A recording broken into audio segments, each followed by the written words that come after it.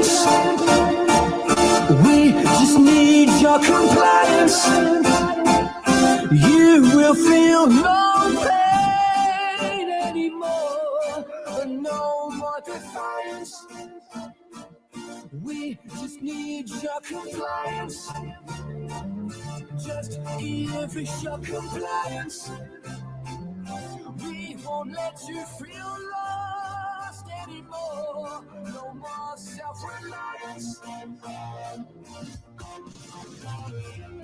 Fall into line, you will do as you're told. No choice, fatigue, your blood is running cold. We lose control, the world will fall apart. Love of your life will mend your broken heart.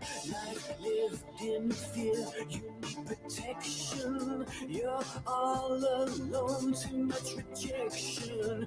We have what you need, just reach out and touch. We can save you. We just need your compliance. We just need your compliance.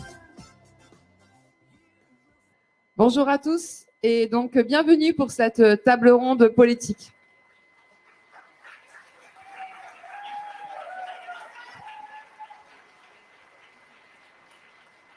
Donc avant de commencer, je voulais juste faire un bref message. Aujourd'hui, on est tous réunis pendant ces 2 jours pour fêter la 100e du CSI. Cet événement a été bien sûr co-organisé par Réinfo Liberté. Et à ce titre, je voulais remercier surtout Vincent et une mention spéciale à Aurélie Collin pour son engagement.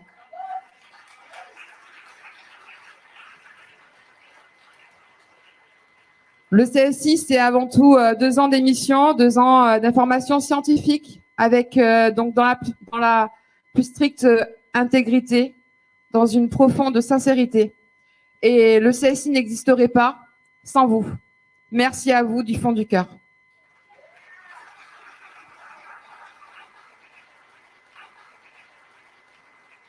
Donc, je vais laisser la parole à Alexandre qui va se présenter. Bonjour. Sans doute que nombreux d'entre vous ne me connaissent pas. Je suis Alexandre Penas. Je suis Alexandre Penas, fondateur du journal Kéros.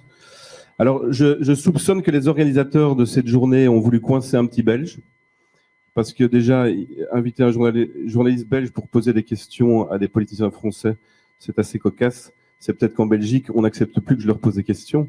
Pour ceux qui connaissent mes frasques en conférence de presse avec Sophie Wilmès et Alexander De Croo, ils comprendront de quoi je parle.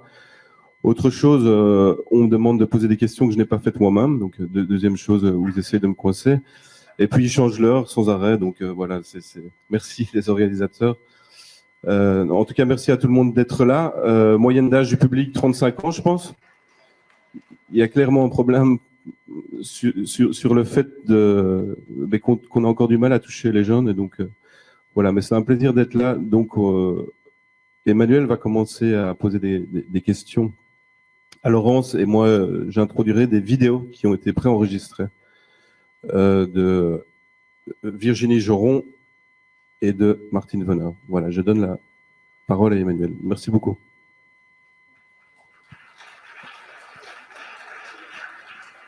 Donc, nous avons le plaisir de recevoir la sénatrice Laurence Muller-Bronn, qui est sénatrice du Bas-Rhin depuis le 27 septembre 2020 et apparentée au groupe Les Républicains. Donc, merci Madame la sénatrice d'avoir accepté notre invitation.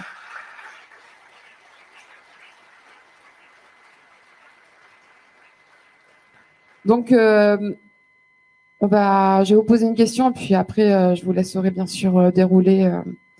Donc, durant la crise Covid et du SCOL, qui diffuse notamment la politique de l'éducation nationale auprès des acteurs du système, a produit des notes incitant les personnes de l'éducation nationale à surveiller jusqu'à dans les couloirs les propos complotistes des élèves et à signaler notamment la diffusion de fake news qui tendrait à contredire les vérités officielles du gouvernement sur la question sanitaire. Donc la première question, l'ensemble des questions, c'est est-ce que vous voyez donc l'immixtion donc de l'État dans la famille, notamment concernant les convictions politiques, religieuses ou encore de façon plus intime l'éducation sexuelle, est-elle un symptôme d'une dérive totalitaire de l'État et quelles sont les limites entre l'État et la famille?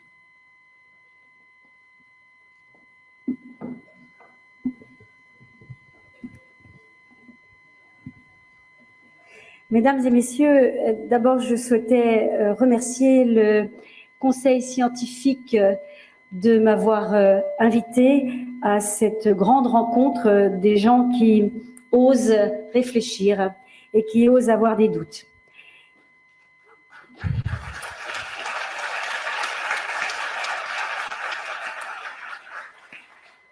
Alors l'intrusion de l'État dans la sphère familiale, et je vais parler famille et je vais parler enfants, alors bien sûr j'ai vu quelques landaux, mais ils sont assez rares, hein. On voit que les gens qui sont ici, vous l'avez dit monsieur le journaliste, ont un âge certain, mais ça nous donne aussi la liberté de nos opinions d'avoir un âge certain.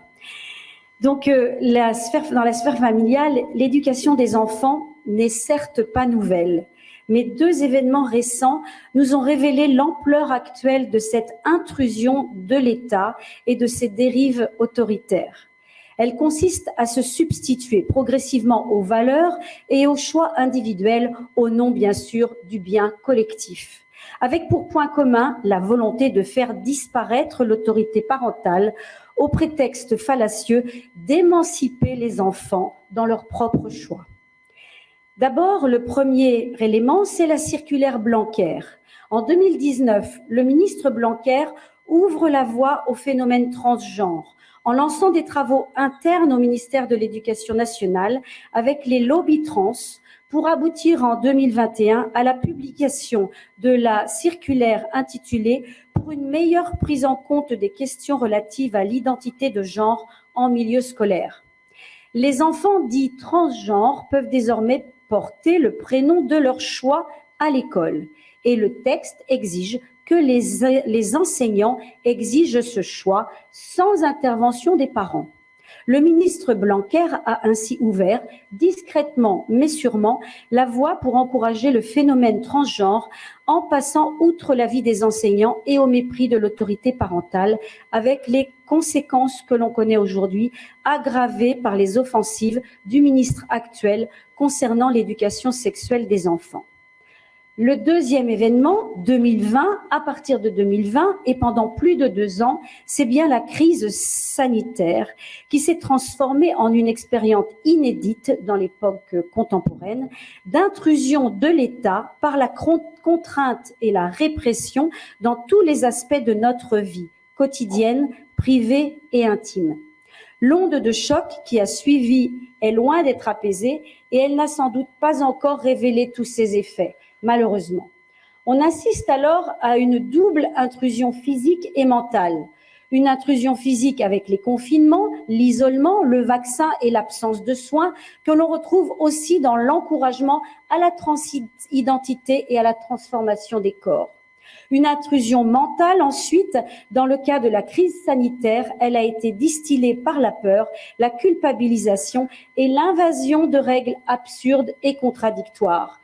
Pour les parents comme pour les élèves, la mission de l'école est devenue surveiller et punir. Dans le cas du phénomène transgenre, l'intrusion mentale s'est faite par une manipulation des enfants et des adolescents et par la prise de pouvoir du système éducatif sur les familles. Les contrôles drastiques sur l'instruction en famille, rappelez-vous, en font partie avec la loi séparatisme du 24 août 2021, dont l'objet n'était pas véritablement celui-là. Les autorités ont ensuite progressivement franchi des limites, en s'immisçant dans la sphère privée et en détruisant les limites indispensables qui nous avaient permis jusqu'ici de vivre collectivement. Les autorités ont franchi un cap politique. Et elles se sont également affranchies des règles morales et éthiques. La maltraitance des enfants en est un symptôme majeur. Nous savons aujourd'hui à quel point les enfants et les adolescents ont été maltraités durant cette crise sanitaire.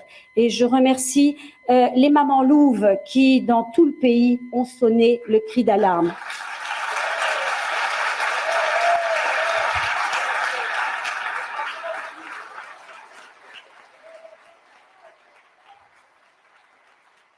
Les papas aussi, excusez-moi, les parents, mais il y a beaucoup de mamans, c'est vrai, comme il y a beaucoup de dames en politique.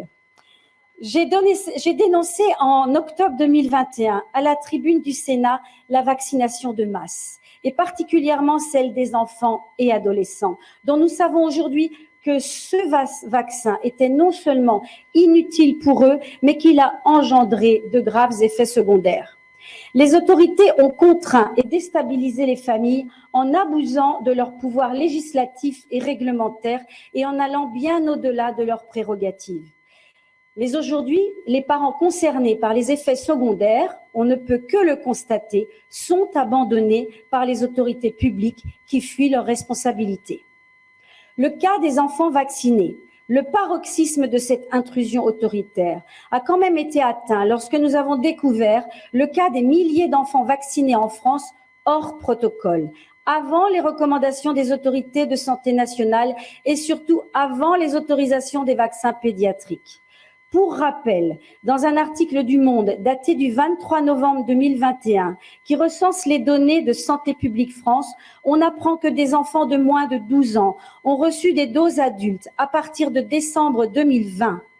Parmi ces enfants, certains ont moins de 5 ans. Il s'agit d'environ 25 000 enfants. Le journal Le Monde les a estimés à ce nombre, Libération à 30 000, et ça pourrait être encore plus. Mais de moins de 5 ans, ils ont été 4 512 et ils ont été vaccinés avec une dose, 2 435 avec 2 doses, sans disposer d'études cliniques ni d'autorisation légale pour ces âges. J'ai interrogé à plusieurs reprises le gouvernement pour qu'il explique et qu'il s'explique, et mes questions demeurent aujourd'hui toujours sans réponse. Je voudrais à cette occasion remercier la solidarité du docteur Amin Humil, qui est là, je l'ai vu.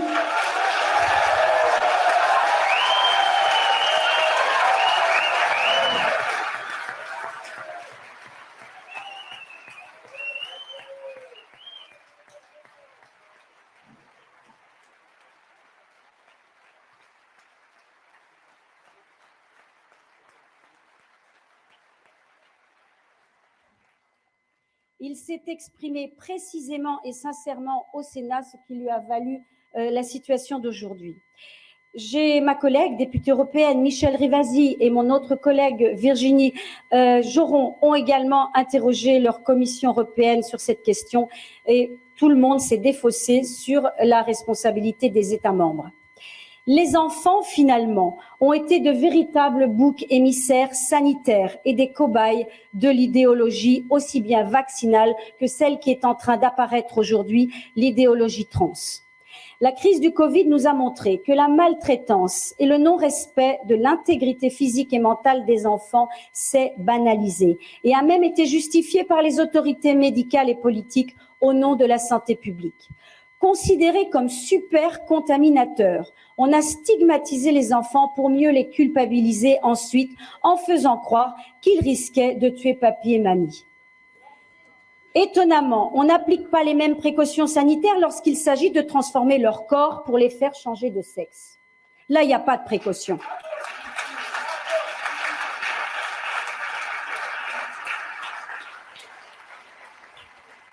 L'État relaie un concept inventé pour ça, la fameuse dysphorie de genre, qui n'est fondée sur aucun fait scientifique et relève de l'idéologie trans affirmative. Non seulement l'État est complice de la manipulation exercée sur les adolescents, par définition influençables à cet âge, mais encore une fois, il passe outre la sphère familiale et l'autorité parentale. Bilan, l'éducation nationale, le planning familial et la caisse d'allocation familiale imposent désormais aux familles cette propagande militante jusqu'à l'absurde en remplaçant le mot femme par l'expression personne avec un utérus et en proclamant, je cite, au planning familial, on sait que les hommes peuvent être enceints. Bilan, au nom du progressisme, la sphère publique s'enfonce en réalité Bilan, ça va mieux, voilà. La sphère publique s'enfonce en réalité dans un nouvel obscurantisme, comme elle l'avait déjà fait avec le Covid. À ce sujet, j'ai interrogé le gouvernement le 21 mars dernier en demandant que les organismes publics tels que la Caisse d'allocation familiale et le planning familial, financés pour des missions d'intérêt général, cessent leur campagne de communication et de propagande sur les théories du genre et respectent le principe de neutralité et d'objectivité du service public. La réponse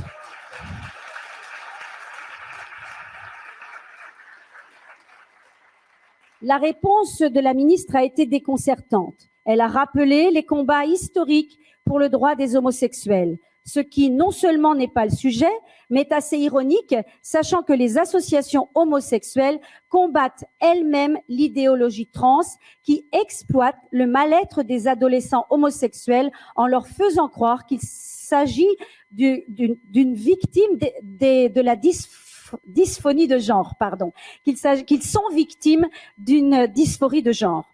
En effet, ces dérives ont beau être dénoncées par des personnalités reconnues. Vous avez peut-être lu la tribune qui est parue récemment de Elisabeth Badinter et de Jean-François Mattei dans des tribunes publiées par Le Point. Le gouvernement reste sourd et continue à soutenir le planning comme la CAF et d'autres. Mais là encore, tout est difficile de s'opposer au matraquage, aussi difficile que dans le cas Covid. Nous avons en Alsace tenu notre commission permanente de la collectivité européenne d'Alsace ce lundi début de semaine et nous avions à voter les subventions justement du planning familial. Nous avons été quelques-uns à ne pas voter la subvention pour appuyer, démontrer notre désaccord avec la politique actuellement pratiquée.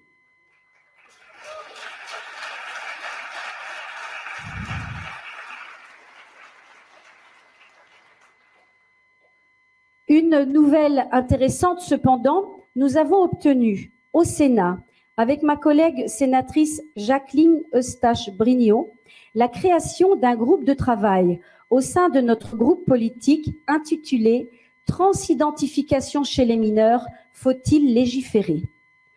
Notre groupe avait déjà sensibilisé avec succès nos collègues sénateurs lors d'une conférence en janvier dernier sur la transition de genre chez les mineurs qui a réuni des experts comme Sophie Audugé de SOS Éducation et Caroline Eliachev de La Petite Sirène. Vous pouvez compter sur ma détermination, celle de ma collègue aussi et de tous les sénateurs qui se sentent sensibilisés par cette problématique, dont nous aurons le courage de démontrer que c'est un combat juste et un combat urgent pour faire toute la lumière dont notre société a besoin sur ce sujet. D'autant plus que les offensives répétées du ministre concernant l'éducation sexuelle des enfants ont de quoi nous inquiéter.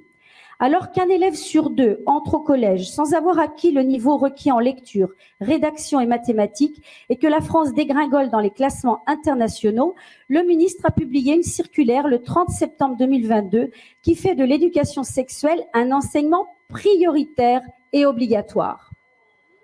Cet enseignement est bien entendu nécessaire et il existe depuis longtemps, mais là, il s'agit d'autre chose. Des associations ont révélé de nombreux témoignages de parents effarés, révélant que l'éducation sexuelle s'est transformée dans plusieurs écoles en éducation à la sexualité pour adultes. Choqués, leurs enfants ont rapporté les propos invraisemblables tenus par des intervenants dans des classes de cours moyens élémentaires qui ne sont pas contrôlées et dont le contenu des séances n'est pas présenté aux parents. Le ministère s'octroie encore une fois une place dans l'intimité de l'enfant et un rôle dans la sphère éducative familiale qui ne lui incombe pas. Nous devons, en tant qu'élus et avec les associations de parents, rappeler le cadre strict de cet enseignement, interdire l'intervention des personnels qui ne sont pas formés et insister sur les sanctions prévues en cas d'irrespect de ce cadre.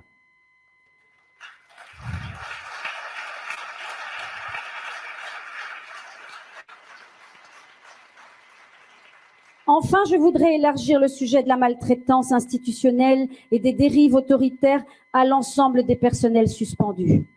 contrairement aux autres démocraties européennes. La France a développé une politique singulière avec une brutalité et un acharnement qui se poursuivent, y compris depuis leur réintégration. Alors que l'ensemble des pays concernés ont fondé leurs décisions sur une approche pragmatique et concrète, sans conflit ni tension notable, la France fait exactement l'inverse en alimentant depuis le début un conflit purement idéologique. Malgré les 79% de Français favorables à leur réintégration et le vote de l'Assemblée nationale pour abroger l'obligation vaccinale des soignants et autres métiers obligés, le gouvernement persiste dans le dénigrement et les insultes, au point de traiter maintenant les députés de tous les groupes d'opposition de complotistes.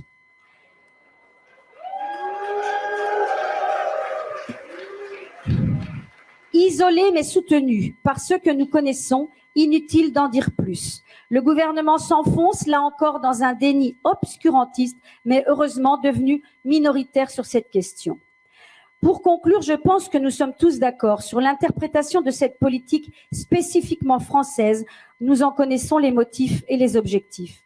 Le cas du professeur de philosophie, René Chiche, suspendu et blâmé par l'Éducation nationale pour avoir exercé son esprit critique de philosophe dans toutes ses expressions, est totalement sidérant et bien représentatif des dérives actuelles qui impactent les enfants du plus petit jusqu'au plus grand de notre système scolaire. Je vous remercie de votre attention.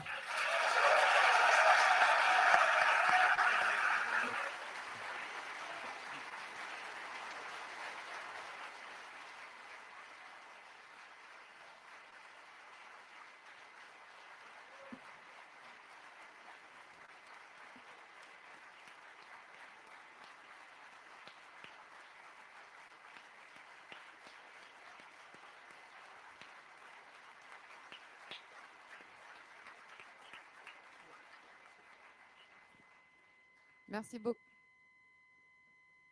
Allô? 1, 2.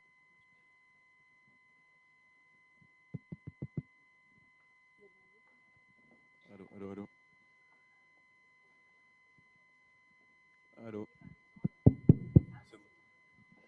Merci beaucoup, Madame la sénatrice. Peut-être, si vous le permettez, on peut revenir sur quelques points. Le premier point, vous l'avez évoqué dans votre exposé, en fait, le cas des enfants qui ont été vaccinés, donc des enfants de 0 à 12 ans qui ont été vaccinés avec des doses d'adultes.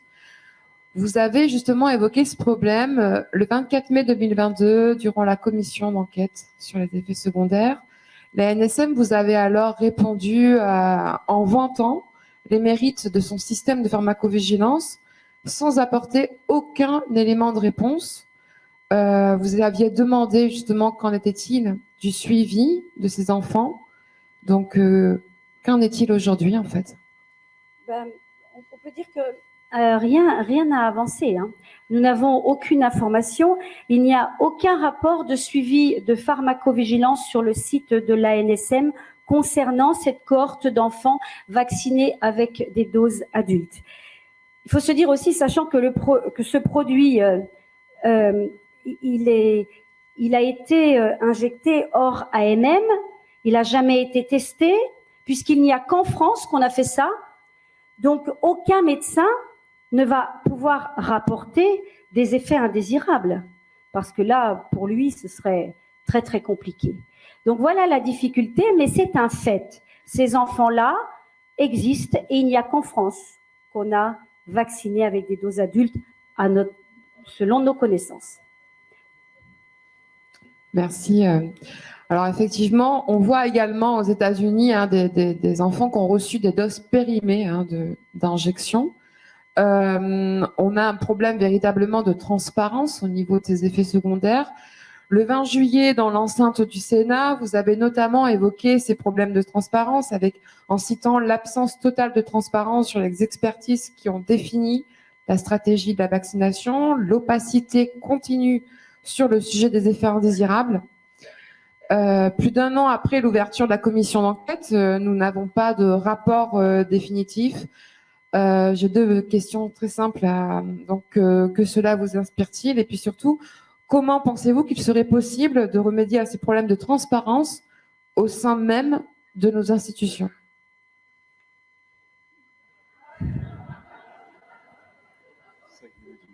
C'est une question très compliquée. Si j'avais le pouvoir, mais je n'ai pas tant de pouvoir que ça, je voudrais remercier à l'occasion, puisque la parole m'est donnée, les quelques sénateurs qui, avec moi, sont dans la même philosophie et qui rappellent et qui tentent et qui essayent. Donc Alain Houpert, sénateur de Bourgogne, et Sylviane Noël, sénatrice de Haute-Savoie.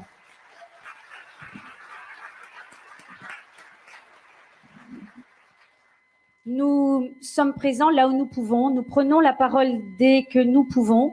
En effet, la commission d'enquête n'a déposé qu'un rapport d'étape, mais nous n'avons pas la puissance et le pouvoir d'obtenir la suite de cette commission d'enquête.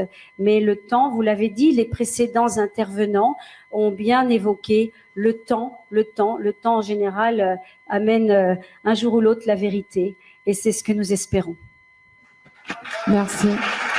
Alors, j'ai une toute petite dernière question. On avait convenu.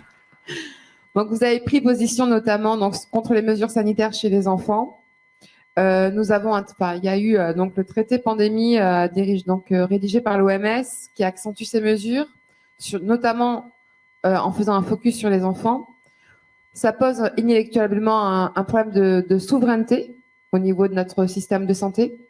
En tant que sénatrice, donc, pensez-vous qu'il existe un moyen de faire face à ces dérives? Comment retrouver une souveraineté dans les institutions, dans nos institutions, à l'heure en fait où nous vivons actuellement donc l'une des plus graves crises démocratiques? Oui, en effet.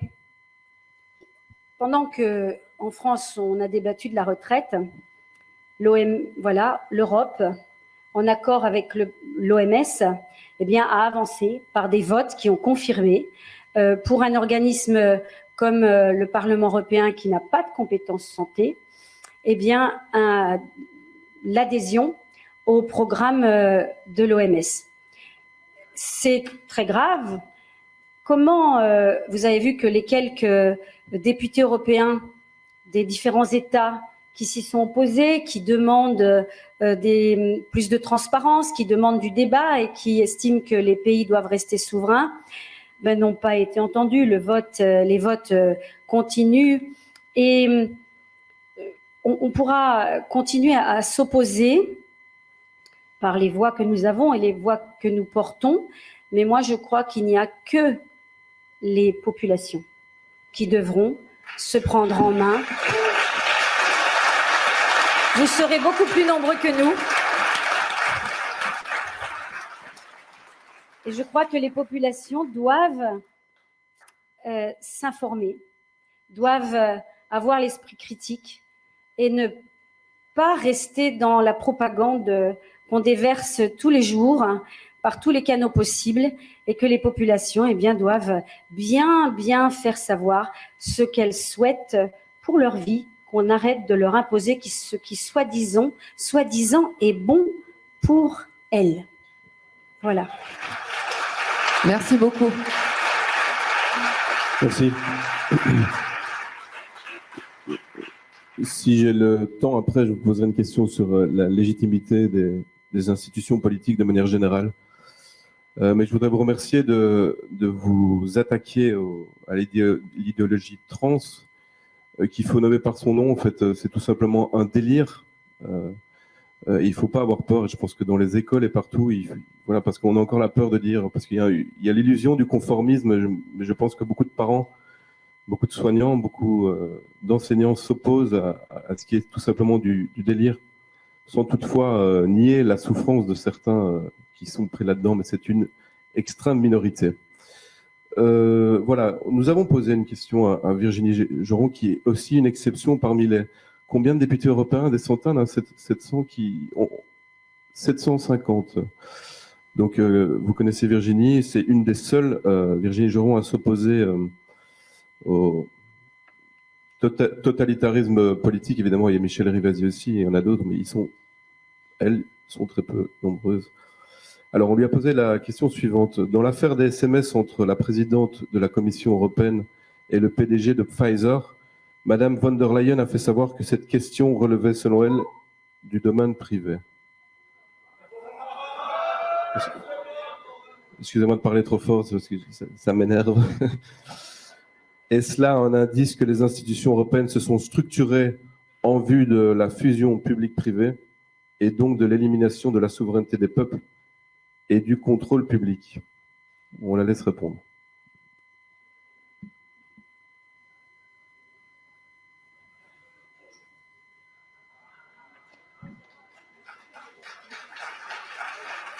Bonjour Martine, merci d'être parmi nous. Bonjour Martine, merci d'avoir répondu positivement à notre invitation. Il semblerait donc que les compagnies privées de conseil, par exemple... C'est pas grave, ça arrive.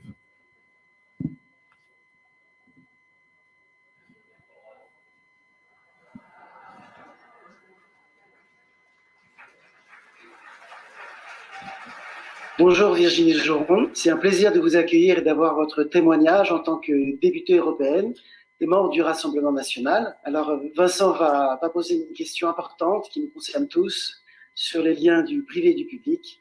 Vincent, je te laisse la parole. Virginie, donc dans l'affaire des SMS entre la présidente de la Commission européenne et le PDG de Pfizer, Madame von der Leyen a fait savoir que cette question relevait selon elle du domaine privé. Est-ce là un indice selon vous que les institutions européennes se sont structurées en vue de la fusion publique-privée et donc de l'élimination de la souveraineté des peuples et du contrôle public? Racontez-nous un peu au quotidien comment s'opère cette fusion publique-privée et comment on peut éventuellement intervenir là-dedans. Donc c'est une question très intéressante parce qu'effectivement, au regard de ce mandat, on a vu une dérive de cette commission présidée par Madame von der Leyen qui s'est arrogé un droit en matière de santé et qui n'est pas du tout originel de ses compétences. Donc on parle de fusion privée-publique. Effectivement, on a plein d'exemples et l'exemple type, c'est effectivement ce contrat d'achat auprès des laboratoires sous prétexte d'urgence sanitaire avec notamment Pfizer qui est grand gagnant de ces négociations. Et la réponse, effectivement, Madame von der Leyen ne nous satisfait pas, puisque je pense que vous savez que, comme je suis membre de cette commission Covid, nous avons demandé à plusieurs reprises, l'accès au contrat, puisque après 3 ans, l'accès n'est toujours pas public, les 3/4 du contrat est toujours grisé. L'accès au SMS, même quand Madame Emily O'Reilly, la médiatrice, demande l'accès au SMS, elle reçoit une fin de non-recevoir. Idem avec le rapport de la Cour des comptes qui signale effectivement que cette problématique des SMS entre Madame von der Leyen et le PDG Aberbola, qui, je rappelle, a refusé par 2 fois de venir dans cette commission. Pourquoi cette porosité entre le public et le privé? En fait, c'est pas nouveau. Ce qui est nouveau, puisque les lobbies à Bruxelles, on sait que ça fait des années qu'ils sont là. Moi, je mets pas tout le monde dans le même panier. Il y a des lobbies qui défendent des petits intérêts, des syndicats qui défendent des professions, qui ne rentrent pas comme ça au Parlement. Ils n'ont pas un badge, au contraire. Par contre, ils sont obligés de s'enregistrer auprès d'un registre de transparence. Et donc, vous pouvez avoir accès à tous ces lobbies qui viennent chez nous. Et on a vu qu'effectivement, au fur et à mesure des années, certains avaient leur badge de manière permanente, comme Pfizer. C'est pour ça que nous avons demandé, puisque M. Bourla ne veut pas répondre à nos auditions, on a demandé la levée des badges. Les partis politiques de Macron et PPE, donc où siègent les LR, n'ont pas accepté cette demande. Mais sur le fond, en fait, privé-public, est-ce qu'on va perdre notre souveraineté? J'ai envie de dire, on n'est qu'au début, effectivement, d'une dérive de cette omnipotence de la Commission qui, à cause de la crise Covid, s'est accaparée de ce pouvoir de négociation auprès directement des laboratoires. Notre rôle avec certains députés, c'est de casser cette dynamique. Parce que le problème de l'achat de ces vaccins, je rappelle des chiffres, ils sont très conséquents. La Commission s'est engagée pour 71 milliards d'euros. C'est le plus gros contrat d'achat de l'histoire de l'Union européenne pour 4,6 milliards de doses.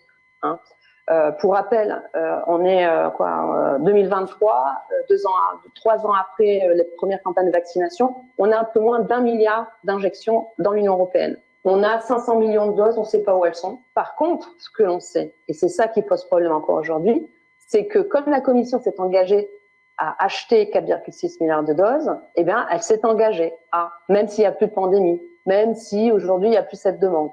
Donc là, on voit qu'effectivement, il y a deux mondes. Donc vers le monde des bisounours, j'ai envie de dire, Alice au Pays des Merveilles, les fonctionnaires européens qui, pour des raisons d'urgence, ont négocié et qui n'ont pas finalement protégé les deniers publics. Et en face, vous avez des requins qui ont d'autres objectifs. C'est de vendre leur salade au prix le plus haut et le nombre le plus élevé, puisqu'eux, ils ont quoi? Ils ont des objectifs commerciaux. Donc, on a un décalage, une balance effectivement qui n'était pas équilibrée. On se retrouve aujourd'hui coincé. Pour l'anecdote, c'est que cette semaine, on a eu une audition dans cette commission Covid. Normalement, j'ai pas le droit d'en parler parce que j'ai signé un papier. J'ai dû laisser mon téléphone à l'extérieur de cette réunion parce on pose ces questions. Où on en est aujourd'hui de ces négociations avec Pfizer, puisque c'est eux qui ont bénéficié du plus gros stock d'achat, 2,4 milliards de doses. Et donc, aujourd'hui, Pfizer est en position de force, puisque lui, pandémie ou pas, injection ou pas, lui, il veut écouler ses doses. Il n'était pas là pour des raisons humanistes. Lui, il peut faire appliquer le contrat. Donc, on avait des questions autour de la commission, de savoir qu'est-ce qu'on fait, est-ce qu'on ne peut pas renégocier les clauses, et surtout notamment celle des responsabilités en matière d'effets secondaires. Ça reste toujours aujourd'hui protégé, mais encore une fois, protégé que pour qui? Les laboratoires. On a un problème effectivement de compétences, d'expertise de la commission quand elle doit négocier avec des requins de la finance. On a un problème effectivement d'accès au Parlement où pour eux c'est open bar. Entre eux, les commissaires se soutiennent. C'est-à-dire même Kyriakides, qui a remis en question le rapport de la Cour des comptes, qui, noir sur blanc, disait que Mme von der Leyen était impliquée dans la négociation. Donc là, c'est un exemple type, effectivement, d'une dérive de la Commission, qui ne défend pas les intérêts publics et les deniers publics. Je ne pense pas qu'à terme, il y aura de fusion, ce n'est pas le mot. Je pense qu'effectivement, les big pharma, les big tech, ceux qui ont des vrais cabinets de conseil, des vrais juristes, finalement, on n'a pas les mêmes objectifs. Vous voyez, c'est ça en fait ce qu'on peut voir avec cet exemple. C'est-à-dire que nous, on a des objectifs politiques sanitaires et en face, on a des objectifs commerciaux. Est-ce que vous pourriez nous lire un passage du rapport représentatif? Ce rapport qui va être voté dans 2 mois, 44 pages. Et en fait, quand on lit le texte, on se demande qui l'a écrit. On voit bien que un peu trop d'articles en faveur des big pharma. Donc, j'en ai souligné quelques-uns. On dit que l'Union doit poursuivre la simplification de la réglementation, la coordination et l'accélération des essais cliniques au niveau de l'Union et la numérisation des systèmes de santé, souligne l'importance des données dans la recherche médicale et met en avant l'espace européen des données de santé. Donc, moins d'essais cliniques comme ça favorise effectivement la mise sur le marché de médicaments et surtout des vaccins, puisque c'est une ode au vaccin. On ne parle pas du tout de traitement alternatif. Là, c'est vraiment, c'est axé sur le vaccin et c'est aussi donc le marché des données de santé. Donc, on ouvre le marché de données de santé à ces big pharma. Et il y a une trentaine d'articles où c'est félicitations des big pharma, aucune remise en question du problème de transparence des contrats, aucun article sur ce sujet. Le seul sujet, vous avez un paragraphe transparence, c'est très important. Donc on se dit, paragraphe de la transparence, là, ils vont parler du problème de l'accès au contrat, le problème du prix de la dose qui n'est pas public, le problème de responsabilité. On s'attend à ça. Non. On s'attend à, regardez, ça c'est pire, c'est invite instamment la commission. Donc c'est qui invite la commission? C'est important. Invite instamment la commission, les États membres, les fabricants, à mieux communiquer sur les effets secondaires potentiels des vaccins et à le faire de manière cohérente et coordonnée afin d'éviter l'hésitation vaccinale et la désinformation. Donc, la transparence. On ne parle pas des contrats, mais on parle d'effets secondaires, alors que moi, les effets secondaires, c'était plutôt un paragraphe entier pour parler responsabilité, procédure en cas d'effets secondaires qui atteignent un certain seuil, rien, zéro. Et ça, on l'a vu en commission Covid. Quand on a eu Pfizer en face de nous, quand je suis intervenue pour parler des effets secondaires, puisqu'on a plein de rapports qui malheureusement démontrent une inflation des effets secondaires, notamment chez Pfizer, puisque c'est celui qui est le plus injecté, le terme effet secondaire n'a jamais été utilisé. Jamais. On a un rapport qui effectivement est très favorable au Big Pharma. Donc, pose question, qui a rédigé ça? Je ne vais pas plus loin parce que on va après me taxer de conspirationniste ou je ne sais quoi. Mais c'est vrai que ça pose question. Moi, j'ai déposé 330 amendements. On va voir comment vont être reçus ces amendements. Mais voilà, on a le résultat, c'est ça. Et en plus, avec toujours en perspective de continuer, parce que c'est ça, ça s'arrête pas. Là, c'était la première étape. Donc là, c'est pour que les États membres puissent mettre en place une stratégie au niveau national, et après, une fois que ça sera mis en place au niveau mondial, puisque ce rapport, il va être, et c'est écrit, il va être transmis, donc charge sa présidente, donc Madame von der Leyen, de transmettre cette présente résolution, donc blablabla, à la Commission, aux représentants économiques et sociaux, et à l'OMS, et à l'OMC. Donc ça, c'est effectivement la prochaine étape finale pour les Big Pharma qui en fait, ils assoient un petit peu leur omnipotence avec la Commission, qui leur a ouvert les portes, et pour cause, crise sanitaire a obligé, et maintenant ils se sont dit, voilà, maintenant on continue, notamment, et on le voit dans ce rapport, avec l'achat des médicaments. Parce que, comme vous le savez, il y a une pénurie de certains médicaments, on l'a vu cet hiver, et donc maintenant ils considèrent que, et pourquoi pas appliquer le processus qu'ils ont mis en place pour l'achat des vaccins au niveau des médicaments. Et du coup, pour terminer notre entretien, quels sont les moyens qui nous restent en tant que citoyens? Nos deux moyens, vraiment, c'est les élections et c'est la réinformation. C'est pour ça que moi, à chaque fois, je source tout. Là, c'est pas moi. Vous allez sur le site de la commission, le registre de transparence pour voir tous les lobbies, vous y avez accès. Vous avez même accès aux réunions de Madame von der Leyen. Là aussi, ces rapports, vous avez accès. Continuez à utiliser ces plateformes parce que, juste pour finir, on a réglementé les plateformes. Là, la loi, elle est en train de se mettre en place sur les GAFAM. Ça s'appelle le DSA, DMA. J'ai travaillé sur le DMA. C'est un truc pour réglementer les GAFAM pour éviter qu'il y ait le monopole du marché. Et à côté de ça, il y a le DSA, c'est celui dont M. Breton n'arrête pas de parler depuis 2 jours contre Twitter. On va à l'encontre des valeurs que, normalement, l'Union européenne devrait protéger. La liberté d'expression, la liberté de penser, la démocratie et le débat. Voilà. Merci beaucoup, Virginie. Merci à vous.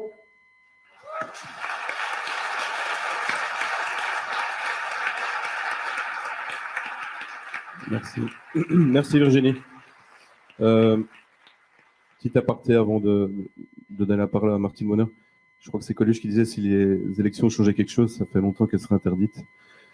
Donc, comme disait Tristan Adelman ce matin, peut-être qu'on perd aussi notre temps à croire encore à certaines de ces institutions. Virginie Joron parle je laisse la question ouverte, parle de dérive de la Commission. La définition de dérive, c'est de sortir de son cours normal. Est-ce que le cours normal de la Commission est de servir le bien commun? Je laisse la question ouverte à vous de décider. Avant de laisser la parole à Martine Vonner, j'ai du mal à la faire manger, à Martine Vonner, qui est psychiatre, ancienne députée, qui aussi n'a pas eu beaucoup de collègues qui ont participé à la dénonciation de ce délire totalitaire. Et donc, je ne vais pas répéter la question, puisqu'en fait, je pensais qu'elle n'avait pas été posée, donc je ne vais pas vous le redire, mais il parle en tout cas de McKinsey, d'ingénierie sociale, de nudging et de manipulation. À vous, Martine Vonner.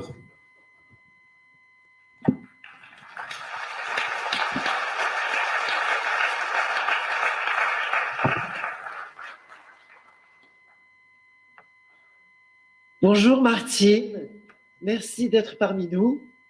Bonjour Martine, merci d'avoir répondu positivement à notre invitation. Il semblerait donc que les compagnies privées de conseil, par exemple McKinsey ou Big Pharma, se soient substituées à la fois à l'administration et au Parlement. Le parti La République En Marche s'est formé notamment dans le recrutement de ses candidats en dehors des traditions politiques usuelles. Alors d'après toi, vit-on une expérience grandeur nature de nudge, c'est-à-dire d'ingénierie sociale, accompagnée de manipulation psychologique à grande échelle? Merci de m'avoir gardé un sujet aussi sérieux et important. Avant de me lancer, je voulais d'abord saluer toutes les personnes qui sont réunies là, le 18 mai à Saintes. Et je les embrasse tous parce que ça fait depuis très longtemps que toutes ces personnes suivent le CSI. Faire un tout petit rappel rapide, puisque j'avais fait partie au départ du lancement avec une grande dame, Violaine Guérin. Je pense très souvent à elle, puisqu'elle avait mis sur pied le collectif Laissons les médecins prescrire. et que un jour de janvier 2021, nous avons eu le plaisir de faire une conférence de presse avec Louis Fouché, avec son épouse qui était présente, en fait, qui représentait Réinfo Covid. Donc, il y avait Laissons les médecins prescrire et Réinfo. Et on a lancé la coordination santé libre, dont le CSI et l'émanation. Et depuis, voilà, janvier 2021, vous en avez fait quelque chose de remarquable. Un repère hebdomadaire fondamental pour beaucoup de gens, qui a permis d'être un repère dans cette folie complètement dingue de crise sanitaire. Alors, pour répondre à cette question, je pense qu'il y a, bien évidemment, on se rappelle, moi j'étais dans le maelstrom de l'Assemblée nationale et surtout j'étais, et je ne le regrette pas parce que ça m'a permis de vivre en direct tout ce qui s'est passé, j'étais députée de la majorité. Donc j'étais à La République En Marche, donc dans le cœur du cyclone et dans le cœur justement de cette ingénierie sociale. Parce que oui, il y a bien des techniques de nudge. Alors le nudge, c'est une ingénierie sociale, on va dire que je vais qualifier d'un peu douce. C'est un art d'inciter à adopter des comportements particuliers.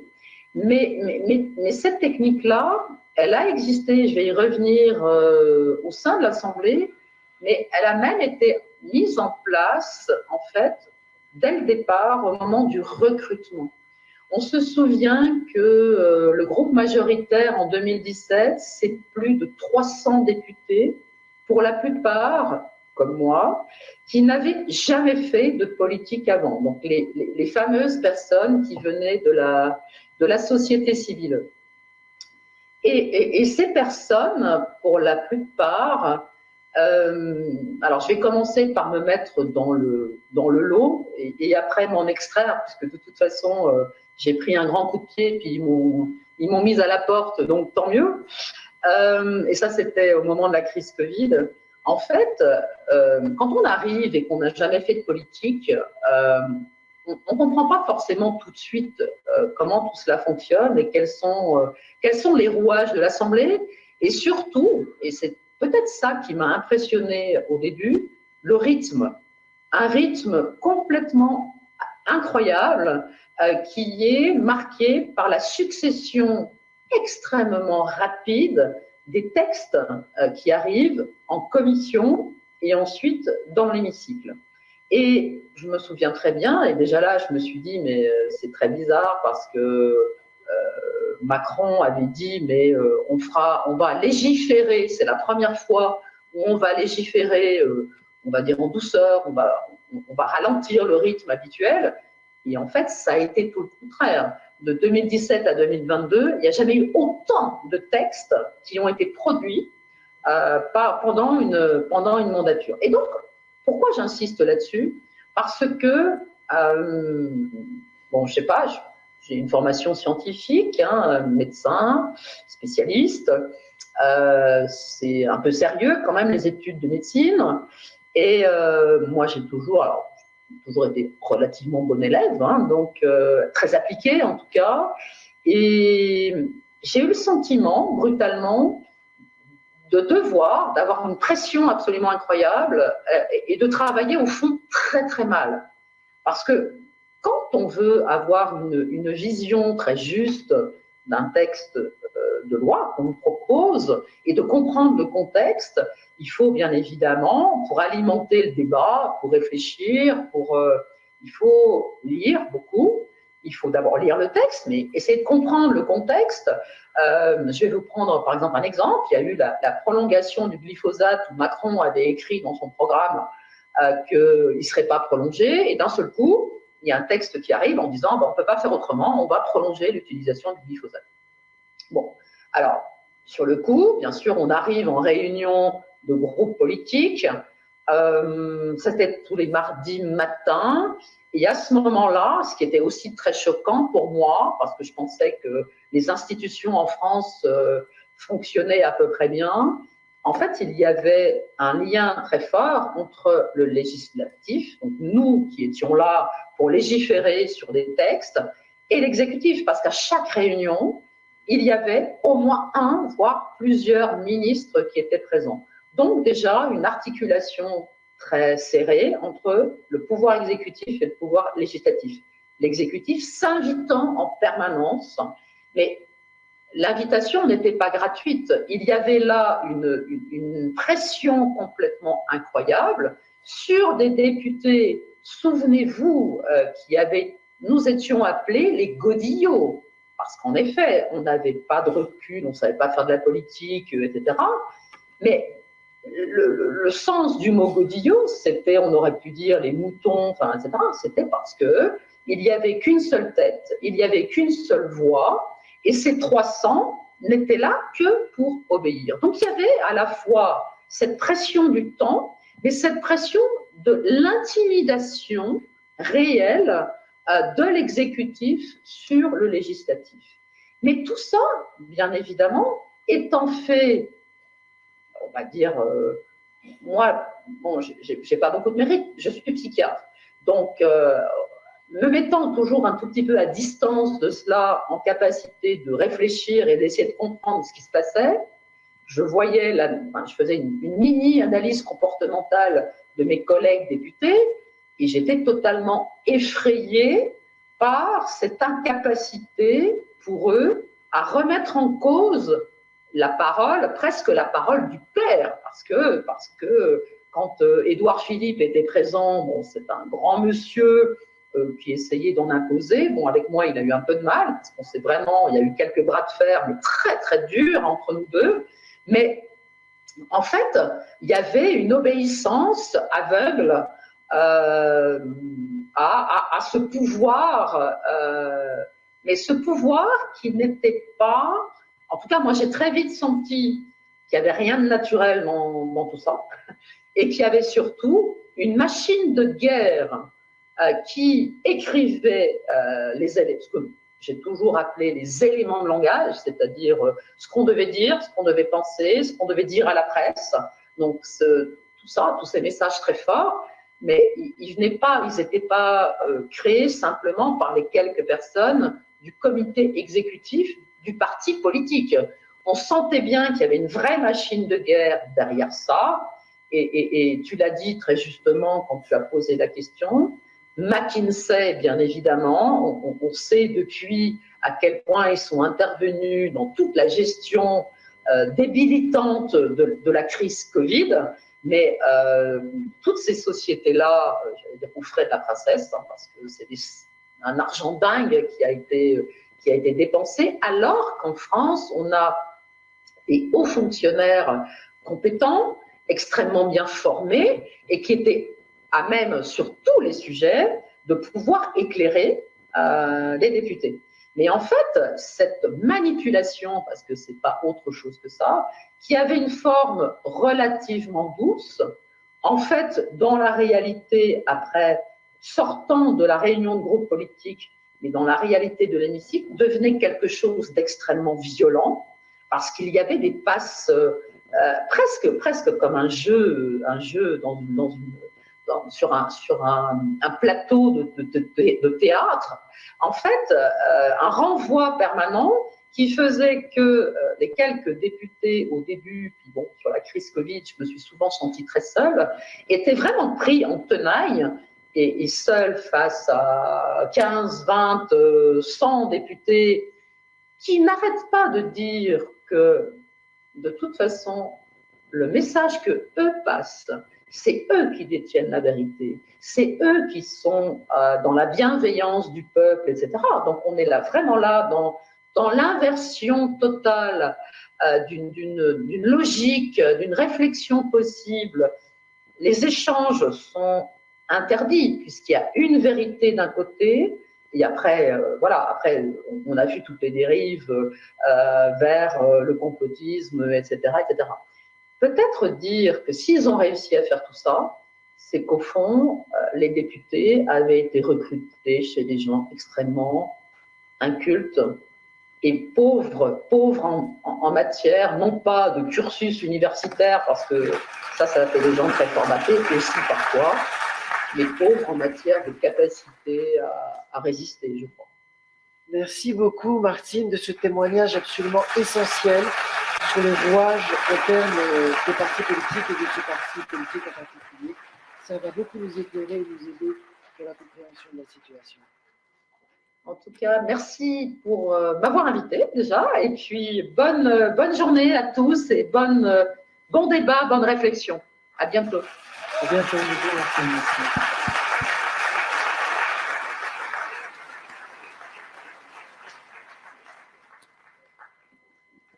On va devoir terminer juste pour dire que ce que souligne Martine Vonner est capital, puisqu'elle parle de ce rythme arbitraire, effréné.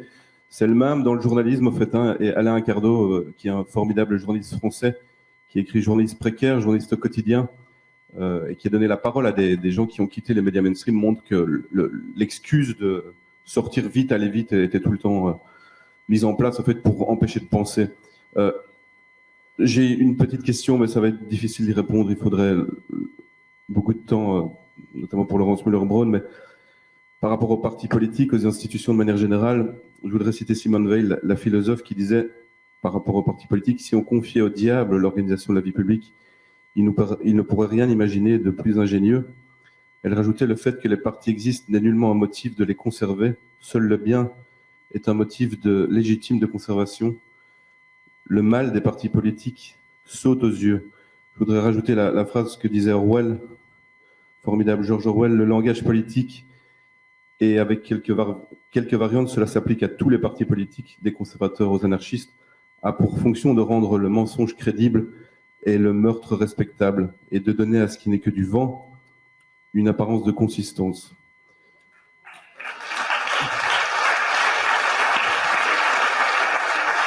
Vous avez dit tout à l'heure qu'il fallait tout attendre du peuple, des gens et puis des institutions. Est-ce que c'est un peu un aveu des deux auteurs que je veux dire? Est-ce que vous êtes d'accord avec les deux auteurs que je viens de citer? C'est pas pour être méchant du tout. Je dois répondre là. Écoutez, je crois que la politique, quand elle est sincère, profonde, c'est un très très beau métier. Franchement. Et le courage, c'est une qualité qui doit être rendue publique. La ténacité, c'est personnel, mais le courage, c'est public. Et je crois que pour aller en politique, il faut un peu de courage, un minimum de courage. Je ne peux pas le dire mieux que Simone Veil, elle le voyait de l'intérieur, elle aussi. Elle le voyait vraiment de l'intérieur. Et quand on le voit de l'intérieur, on ne peut pas contredire ce qui a été dit là. Vous l'avez entendu par mes deux collègues, c'est très complexe, mais tout le monde n'est pas noir. Seulement, c'est comme dans le troupeau, le mouton noir, tout seul, qu'est-ce qu'il peut faire? Donc, il faut continuer à encourager la parole que vous souhaitez. En fait, nous sommes élus par les Français, puisque nous sommes en France, et c'est à eux de faire en sorte qu'on nous entende encore mieux, et à nous, bien sûr, de saisir toutes les opportunités. Rien n'est facile, mais je crois que dans beaucoup de métiers, je pense aux universitaires que j'ai rencontrés depuis des mois, je pense aux médecins que j'ai rencontrés depuis des mois, c'est-à-dire ces paroles dissonantes de la doxa générale, elles dérangent, et c'est un combat de ne pas être dans le troupeau. Mais voilà, je pense qu'il y a beaucoup de gens qui le savent et qu'il faut absolument s'éloigner de cette... On a aujourd'hui une corruption médiatique. Et là, je sais qu'il y a quelques journalistes qui sont là et qui sont là aussi pour lutter. Je pense à certains qui veulent bien nous interviewer. Vous savez, moi, en Alsace, comme Martine d'ailleurs, notre journal régional et local, on n'est jamais interviewé. On fait des choses formidables, mais on parle jamais de nous, hein. Même quand vous êtes apparenté LR, hein. Donc, vous voyez ce que je veux dire. Donc non, il y a il y a une corruption. Elle est dans beaucoup de domaines, les domaines de pouvoir. Et je crois que là, bien, nous sommes tous ensemble. Il faut être de plus en plus nombreux pour faire comprendre qu'on ne peut pas faire ce qu'on veut. Merci.